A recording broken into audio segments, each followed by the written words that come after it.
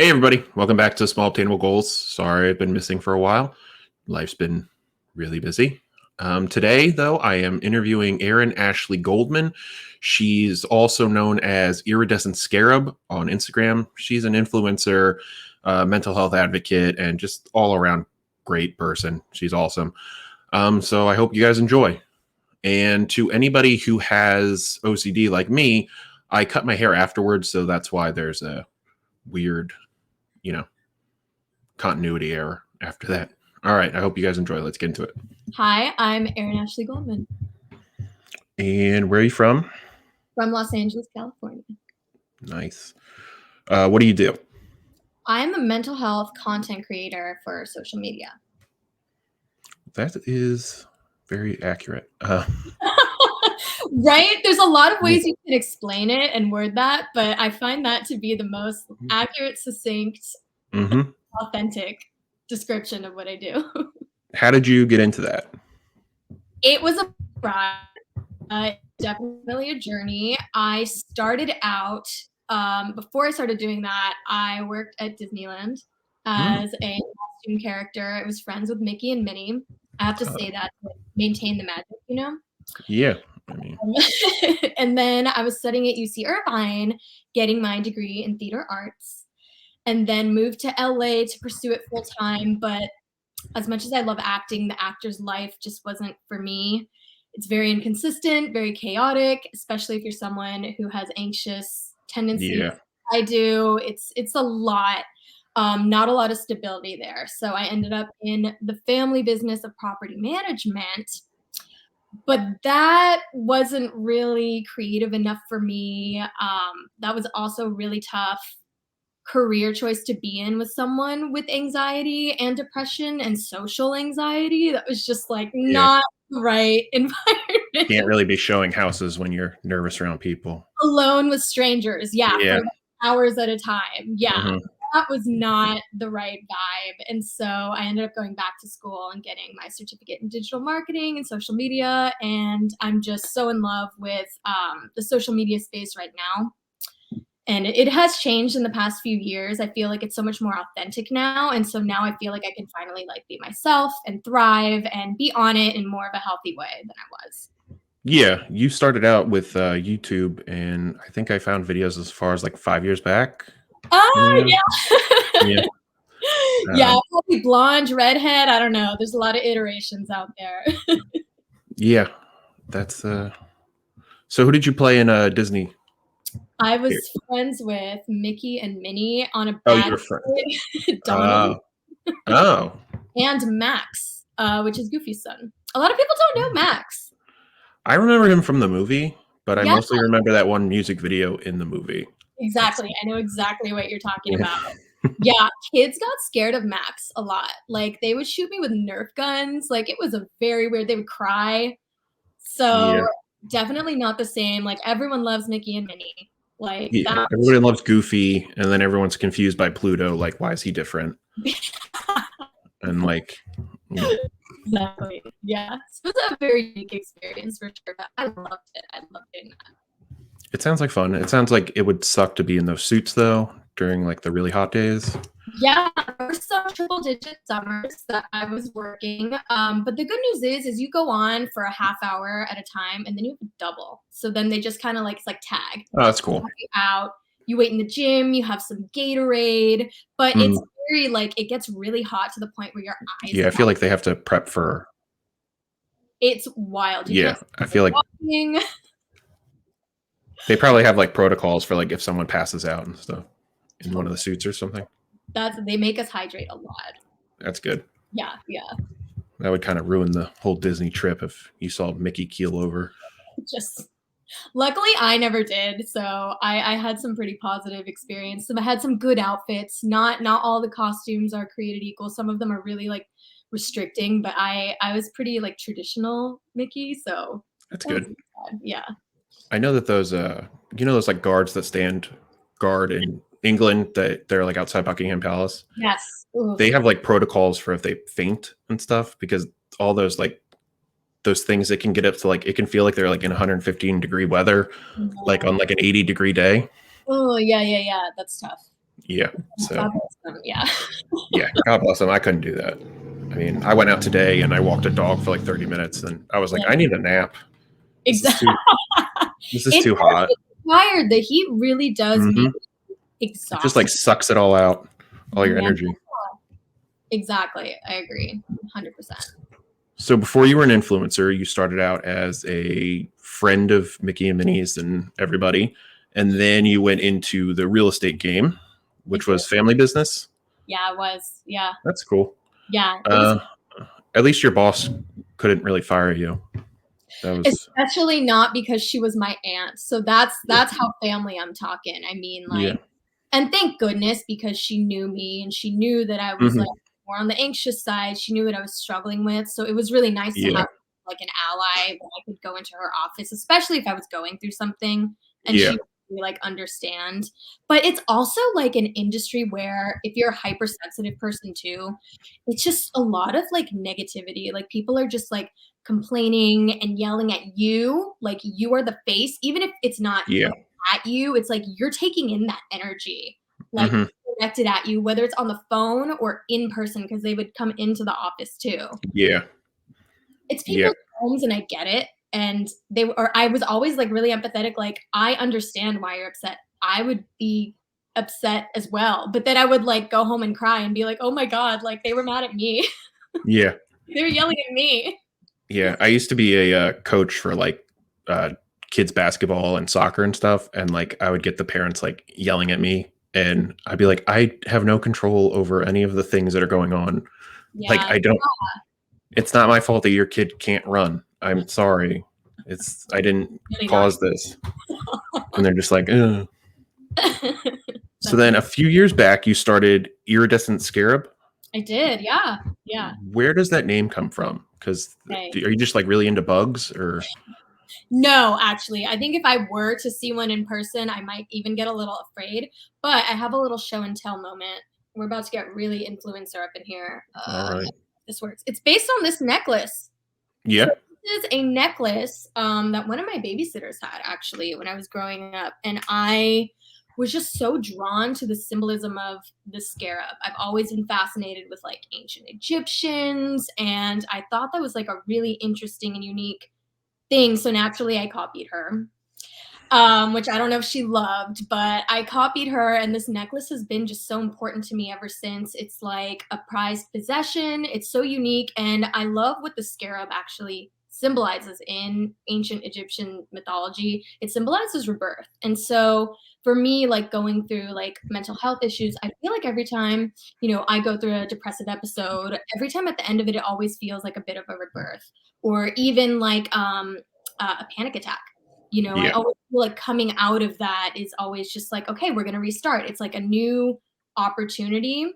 And so I loved that. And iridescence, I just love that it symbolizes many colors, different shine. And for me, that's my version of like diversity and inclusivity. Like I want everyone to feel like they're welcome in my online space, watching my content. I always want people to feel like there's a place for them. That's Um, good. concerned. Yeah, so I thought it was a really interesting. It's It's cool to. definitely It sounds cool to say too. I will. it does. It's Agree. hard to spell. That's the only thing. Yeah. I'm like, oh, that's interesting, but you know, improve my spelling. Yeah. And Yeah. going back to the panic attack things, I always kind of like having panic attacks when there's no ramifications to them. Like if I'm like home alone and I'm like watching something and then I have like a panic attack and then I'm like, okay, everything's fine. I always feel kind of good afterwards because I'm like, yeah, it's like cleaning up the mess that happens like when you do it in public that sucks. But like when you're by yourself, you're just kind of like, eh, that was fun. Yeah. It's like waking up from a nightmare, you know?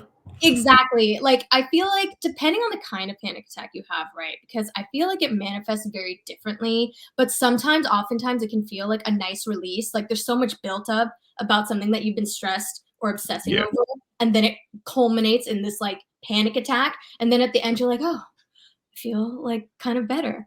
But like, I don't know, like, I did like a post about like fight, flight, and freeze with panic Yeah, attacks I saw that. Yeah. that you have one that you experience more than the other? Hmm. I have one. I usually, it's usually just like fight kind of because I always kind of want to like, I'm just like I know that if I like growing up, I would like punch a hole in the wall. You know, I was like a 13-year-old angry teenage boy. And then over the years, I figured out, I was like, oh, that was just me having anxiety and panic attacks. And, you know, like hitting something was better. I mean, like even my psychiatrist told me, she was like, yeah, you should get like a punching bag or something and then you'll feel better. And I was like, yeah, I mean, I really just like breaking stuff though when I get like a panic attack. Have you ever been to a rage room? No, but I have done like estate sales, like clean out people's houses where like I can just throw a bunch of stuff in the dumpster, and that's always good. I love breaking plates. I mean, like anyone, if that's like a job, like just breaking glass, like that person would probably be the happiest person in the world. Totally, it's so satisfying, right? Yeah, it's just super satisfying. It sounds awesome. As long as you have like goggles on, you're good. Yeah. Sometimes in the winter, I like to like break ice because that's just like fun. Oh, yeah. That's a good. Because it's kind of like glass, but like, you know, but then you just look like a weirdo because you're out there like throwing icicles at the ground and everyone's like, what is he doing? And then like most people aren't going to be like, oh, he's probably just having a mental health day. And then like, they're probably just, they're just like, oh no, he's nuts. Like he hates ice apparently. You're just like, no, I'm just working some stuff out. And they're like, no, you're not. You're weird. Listen, I think that's pretty healthy. So I think so too. But you know, like it could be worse. Yeah.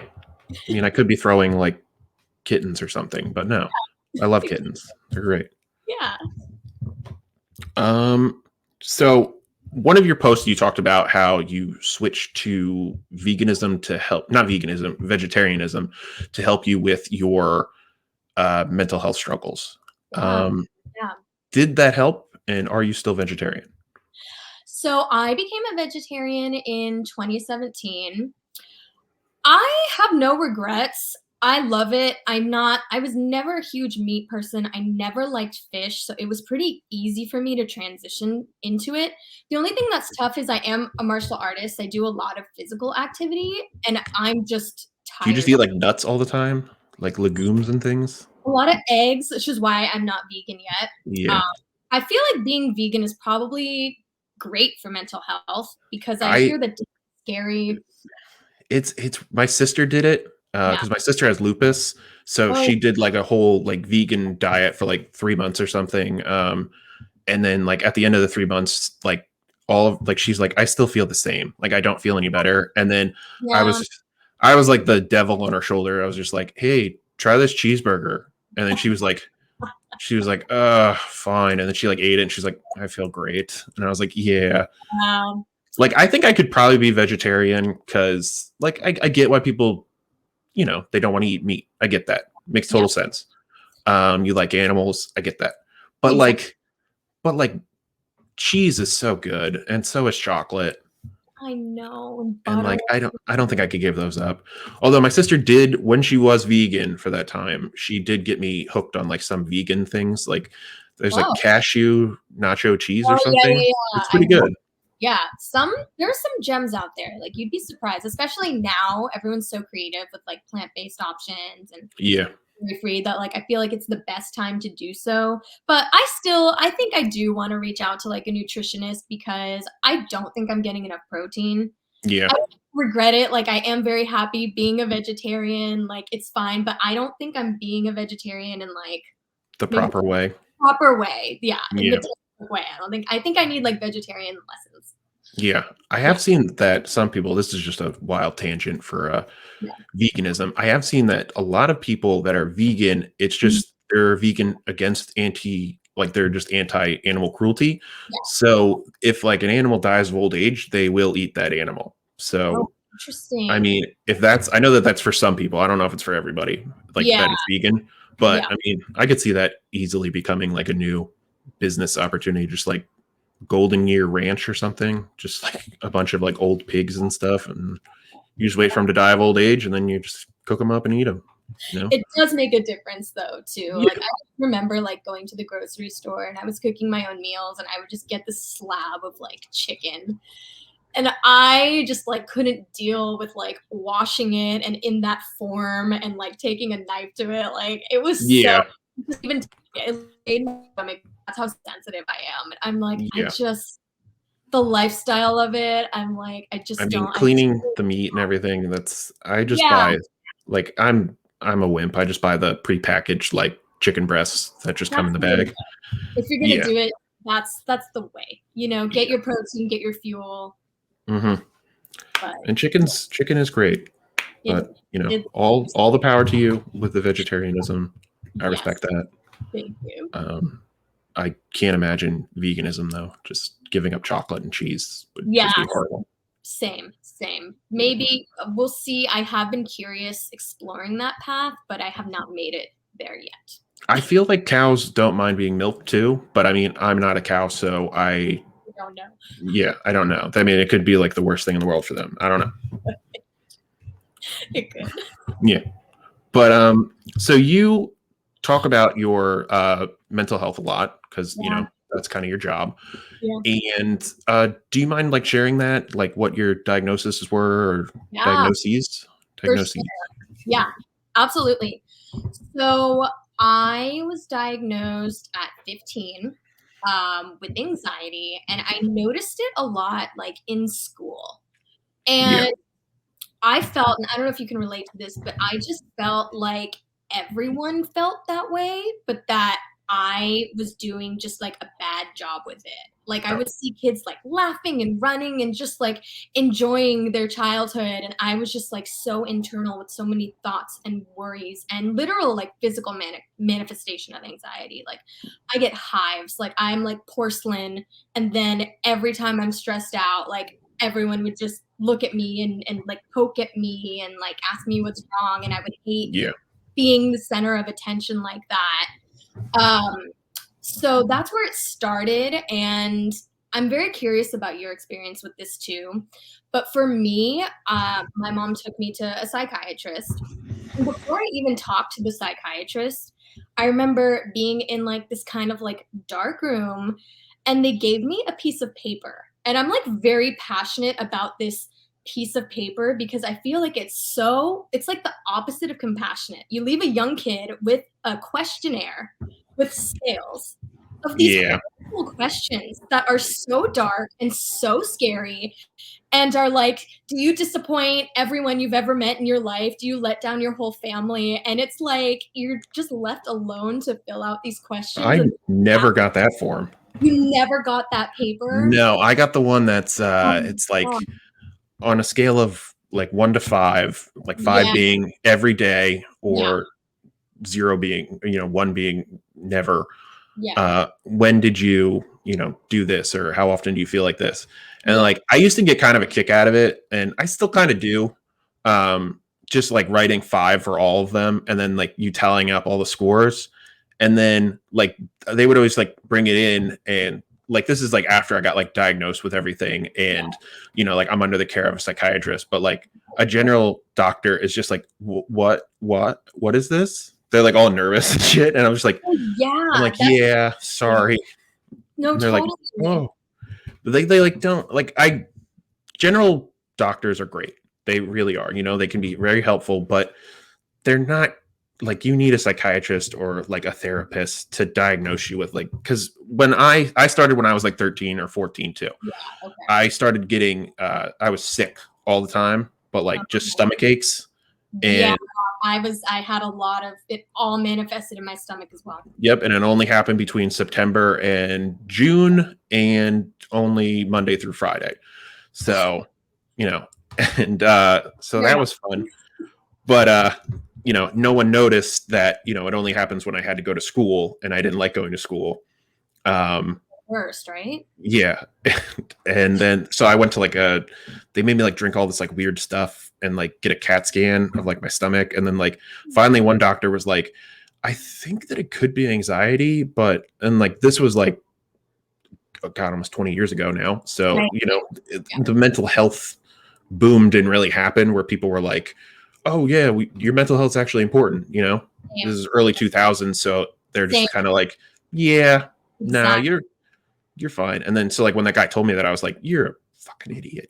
Like I'm just like Yeah. enraged at him. I'm like, this is not in my head. And he's like, no, it's not in your head, but like, because like they didn't do a good job explaining it back then. Like, Not at all. It was so confusing, right? Yeah, because they're like, oh no, it's just in your head. And then to like a 14-year-old kid, that's like that's just basically telling them like, oh, you're making it up. You're Exactly. you're lying, you're fake. And Invalid. then yeah, just Yeah. super invalidating. And you're just freaking out and you're like, it's not in my head, I'm not crazy, I'm not crazy. And then you know, as I got older and I learned all these things, I was like, oh, it actually was in my head technically, but Yes. like, you know, it wasn't all in my head. Like you stress can like It manifest was as like weird. physical Yeah. symptoms. It's very real. Mm-hmm.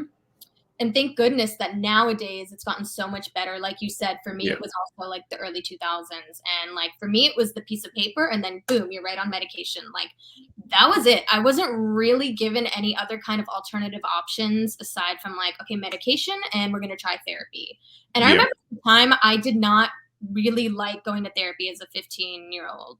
I didn't like it either. I had to go there for they said it was anger management, Yeah. but like it wasn't. Like it was like just like a doctor, but he wasn't like an actual doctor. He was just like a to anybody out there who's watching this and is looking for a diagnosis and stuff, go to a psychiatrist. Yes.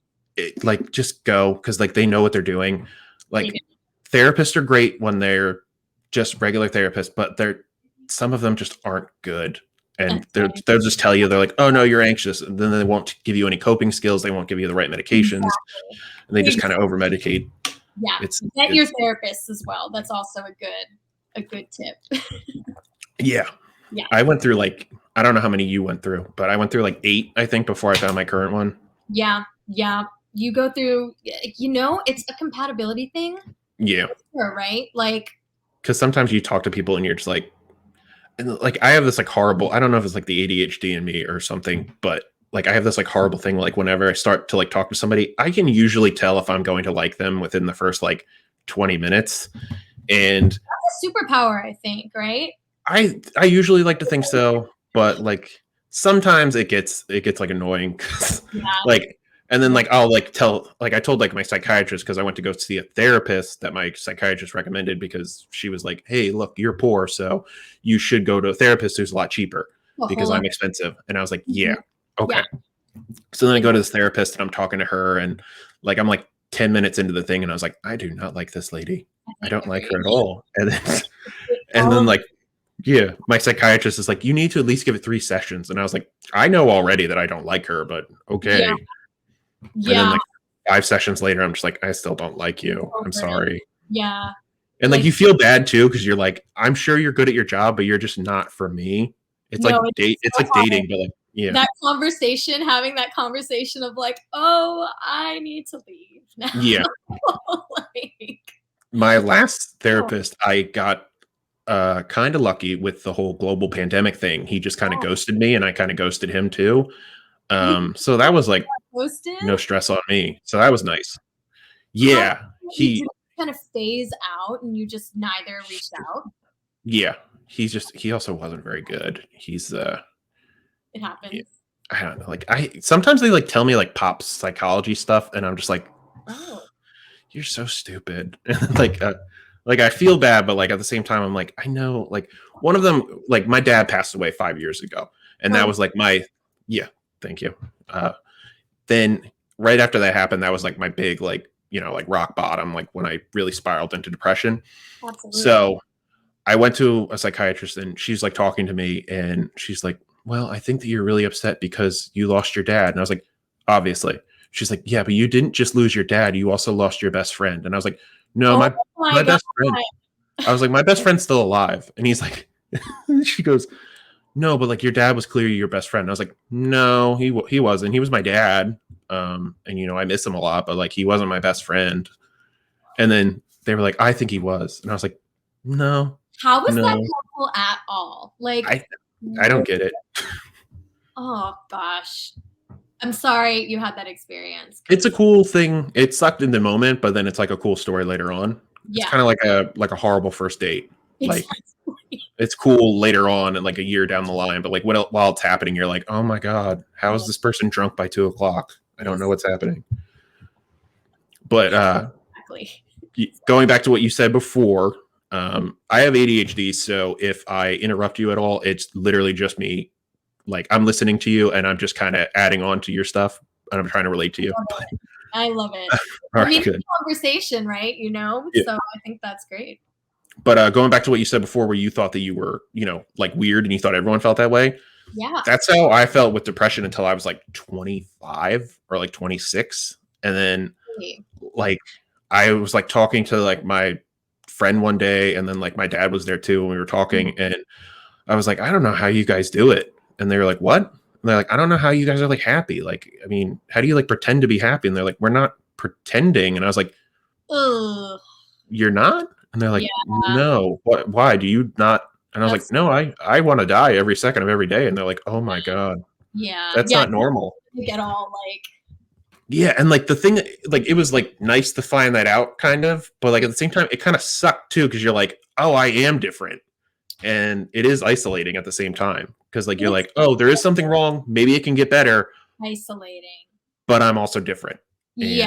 And And you don't talk about it, or at least I didn't talk about it at all because I didn't even know how to articulate what I was feeling. And I oh yeah, also think that I did have the depression then, but I wasn't given medication for depression until I was 27 when I yeah, had like my first big depressive episode. It was after a breakup with like a really toxic situation. And then I felt like I was healing, but every day for months, it would just like tears would just come out of my eyes. Like that's what for me an episode looks like. And I know it can look different to other people, like not getting out of bed yeah, it and is that crazy. like sadness and heaviness and like it to me it felt like this like black smoky thing that was just inside of me, and it Yeah, impacted my thoughts. I was working full time as a property manager at that time. It was horrible. I would have to go into the bathroom and like deal with the tears and then go answer the phone as if like nothing was wrong and then go back in yeah, the bathroom and then have my lunch break. Like it's I feel like people don't understand how debilitating it can be in this like capitalistic world. oh You know yeah, what I mean? Yeah.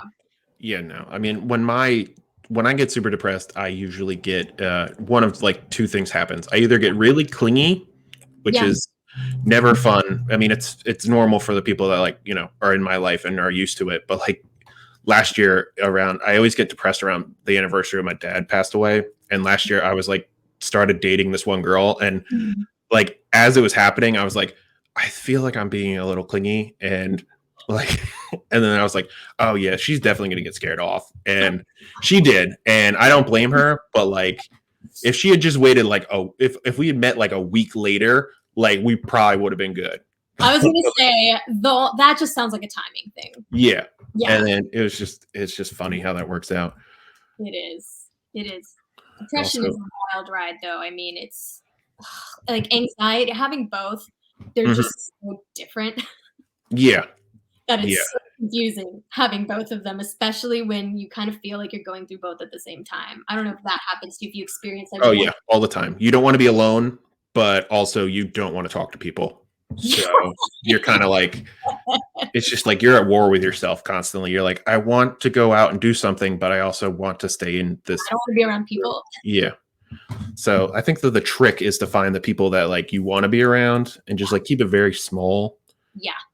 That's Yeah. important, and people you can be, like, honest Mhm. about it with because, like, I deal with a lot of, like, people pleasing, and in my early 20s, like, it was so bad, and I just wanted everyone to like me, and I wanted friends, and if they invited me out on a Saturday night and I was exhausted from work, I didn't feel like I knew how to say no, I just wanna be home and, like, watch Netflix and eat. Yeah. You know what I mean? Like, I didn't Yeah. feel for some reason like I could just say that. And Yeah. even still, sometimes I feel like I need to over explain myself when you could just be like, "No, I'm busy," or "I can't." And that's it. That's all you have to say. Yeah. And that is a good excuse. I also got a dog, so Oh, I tell people that I'm just like, ah, no, I gotta stay home with my dog, even though there's like a bunch of people who can watch my dog. But what kind of dog do you have? she's a mutt. She's like a German Shepherd Lab mix, I think. Oh. Yeah, her name's Nora. She's adorable. Has Nora helped? Is Nora, an emotional support animal? 'Cause I No, I mean, kind of, I guess. She has made my road rage a lot better because I drive around with her for work all the time. My day job, I'm a dog trainer and a dog walker. So we also do a little bit of rehabilitation with other dogs because she's like really good with like dogs who are like, you know, vicious and like Yeah. aggressive towards other ones. And then Oh. she's helped a few of them. So that's pretty good. I don't like curse at people while I'm driving anymore, when she's in the car at least. I do notice a big difference when I'm driving by myself, because like I will get a little bit of road rage if someone like cuts me off. I'm like, what is wrong with you? Yeah, yeah. But other than that, yeah, she's been pretty great. Yeah, pets are really healing. I don't have a pet right now, but I just watched my friend's pet while she was out of town, and I'm like, this is great. Animals Yeah. are so, like, their presence, and they just Especially, know. yeah, especially like dogs like over the age of like 1 or 2, Yes. when they know like, oh, I'm not a baby, so I shouldn't go on the floor or Yeah. anything. But like a puppy can be rough for a couple months, but after that it's like worth it. Yeah.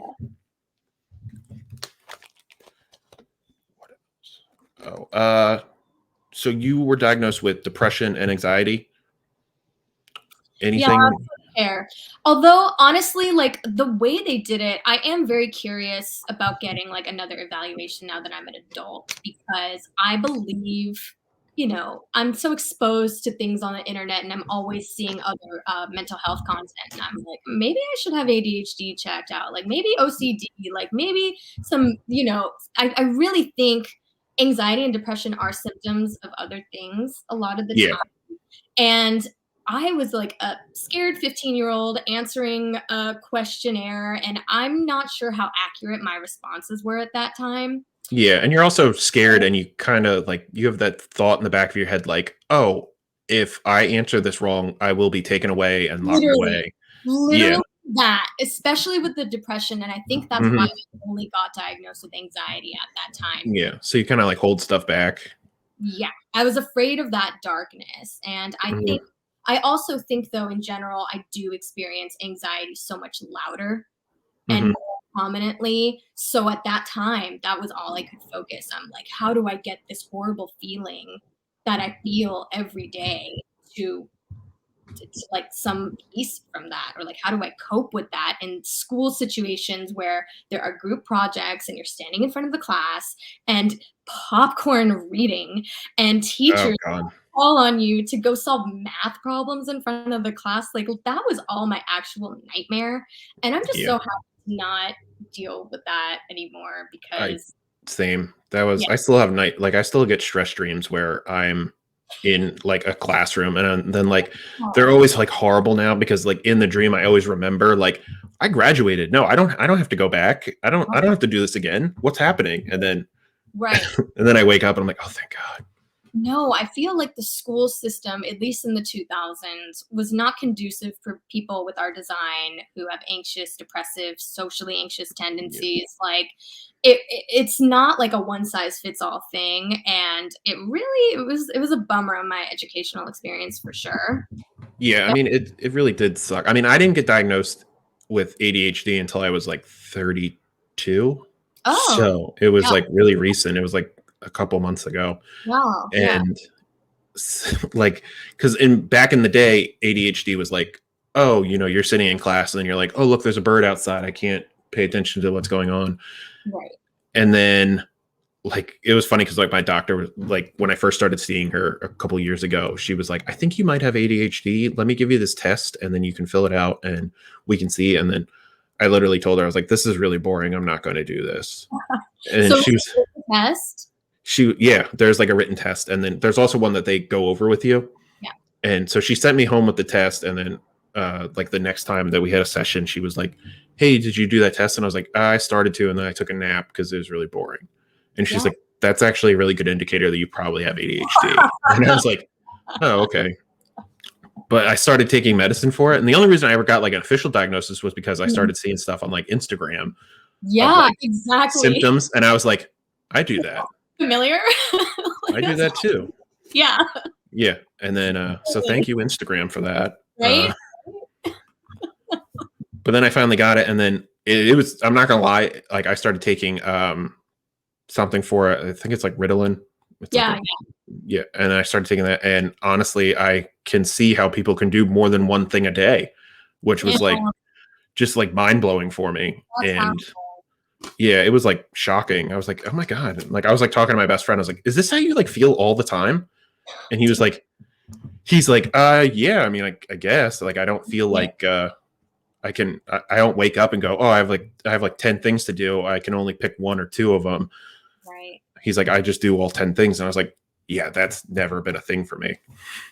And now it is. It's pretty cool. That's awesome. I'm glad that it helps. Yeah, I Yeah. am super glad too. I was super shocked because because of my anxiety, I do have like a little paranoia when it comes to things where I'm just like, nah, it's probably just the placebo effect. And then Yeah. like Yeah. after like a week, I was like, this might actually be working for me. That's Ah, pretty cool. Thank you for watching Small Obtainable Goals. Hopefully this helped you in some way or another, or it can, help somebody that you know. If you're having trouble, call 988. That's the National Suicide Prevention Hotline, and they'll, hook you up with somebody who can help you in your local area. It's all free, so, take advantage of it. And yeah, like, comment, subscribe, or don't, whatever makes you happy. I'm Sean. This is my sister, I'm Kirsten. Kirsten. Yeah. You've ruined it. All right. Thanks, everybody. And cut.